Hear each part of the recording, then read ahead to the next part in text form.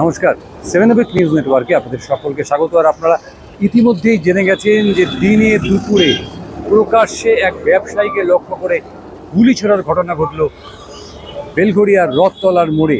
বেলঘড়িয়ার রথতলার মোড়, আপনারা এখন যে ছবি দেখতে পাচ্ছেন, বেলঘড়িয়ার রথতলার মোড় মানে একটি অত্যন্ত জনবহুল জায়গা। পাশে কামারহাটি মিউনিসিপ্যালিটি রয়েছে, পুলিশ ফাঁড়ি। সেইখান থেকে যখন এই গাড়িটি করে ব্যবসায়ী অজয় মণ্ডল কলকাতার দিকে যাচ্ছিলেন, তখন তাকে লক্ষ্য করে দুষ্কৃতীরা 8 রাউন্ড গুলি চালায়। আমরা সেই গুলির ছাপগুলো আপনাদের দেখাবো। শ্যামবাবুকে বলবো প্রথম গুলিটি কোথায় লেগেছিল। দেখুন, এই প্রথম গুলির ছাপ রয়েছে এখানে, প্রথম চাকার ওপরে।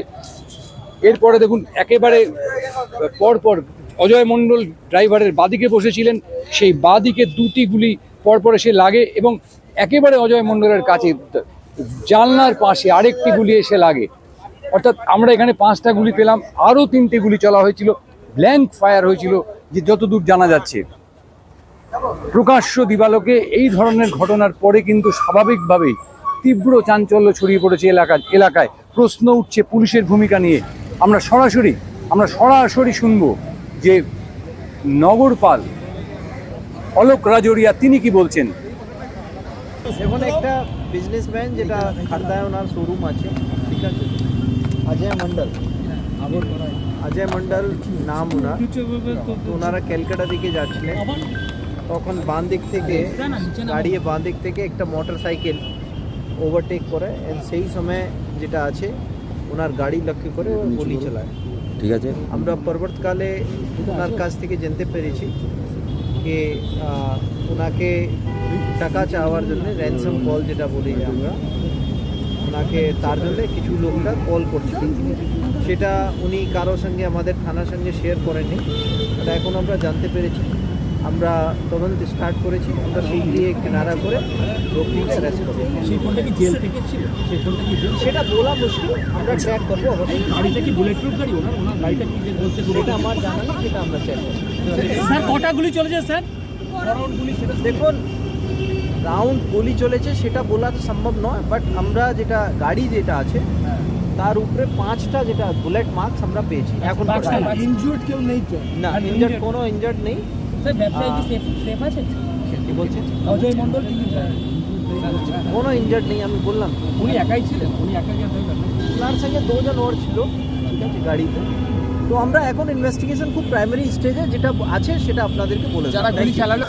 এই মুহূর্তে কিন্তু এই বেলঘড়িয়া থানার ভেতরে আপনারা দেখতে পাচ্ছেন রয়েছেন পুলিশ কমিশনার অলোক রাজোরিয়া, এবং এই থানার ভেতরেই এখন জিজ্ঞাসাবাদ চলছে ব্যবসায়ী অজয় মণ্ডল এবং তার গাড়ির যে ড্রাইভার ছিলেন তাকে ইন্টারোগেট করা হচ্ছে এবং তাদের খতিয়ে দেখা হচ্ছে। যেহেতু আমাদের রথতলার মোড়ে একাধিক সিসিটিভি রয়েছে, সেই সিসিটিভির ফুটেজ কিন্তু খতিয়ে দেখছে পুলিশ।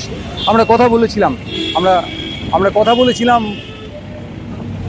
ব্যবসায়ী অজয় মণ্ডলের ম্যানেজার দেবাশিস বাবুর সাথে, তিনি ঠিক কি জানিয়েছেন সরাসরি শুনবো।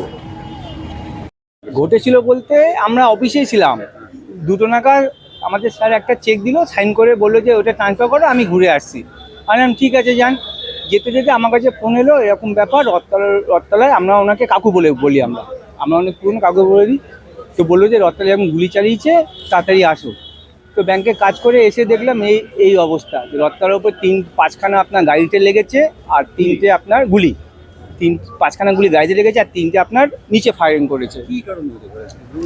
কারণ দেখুন, আমাদের ব্যবসা আছে, আমাদের তো রিয়েল এস্টেটের ব্যবসা আছে, আমাদের গাড়ির শোরুম আছে। এখন কি ব্যাপারে করি সেটা উনি ভালো বলতে পারবে, আমাদের কাছে তো সেরকম কোনো খবর নেই। না, কোনো হুমকি নেই। আমি ওনার সঙ্গে 12 বছর আছি, আমি ওনার সঙ্গেই থাকি। হ্যাঁ, সেরকম কোনো খবর কিছু আছে। ইভেন আমাকেও কোনোদিন কোনো জায়গা থেকে কোনো কিছু এসে হুমকি আসেনি। এটা হঠাৎ এরকম হয়ে গেল। গাড়িটা কি বুলেট প্রুফ? গাড়িটা বুলেট প্রুফ না, ভলভো গাড়ি ছিল, কিন্তু বুলেট প্রুফের মতনই গাড়ি ওটা। এমনি নর্মাল গাড়ি হলে তো অনেক বড় ক্ষতি হয়ে যেত। ঠাকুর আশীর্বাদে এই গাড়িটা ছিল বলে উনি ছাড়া আমাদের যে ওনার ড্রাইভার উনি ছিলেন, নিরঞ্জন কুমার সিং, উনি ছিলেন। না, আমরা এখনো করতে পারছি না যে কি কারণে এই জিনিসটা হলো। একমাত্র উনি আসলে বলতে পারবে কি কারণে এই জিনিসটা হয়েছে।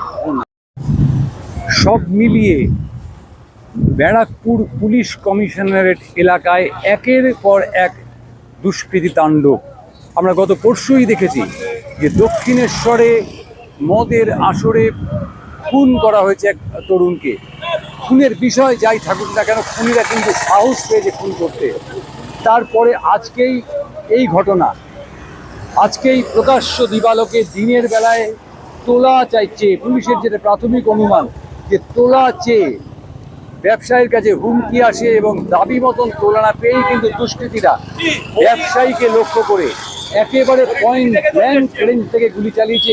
এই সেই গাড়ি যেটা আপনারা দেখতে পাচ্ছেন এবং এই থানায় এই মুহূর্তে কিন্তু ইন্টারোগেট চলছে। এখনো পর্যন্ত দুষ্কৃতীর কোনো হদিশ পাওয়া যায়নি। সিসিটিভির ফুটেজ সেটাকে খতিয়ে দেখা হচ্ছে। আপনারা নজর রাখুন 7 নিউজের পর্দায়।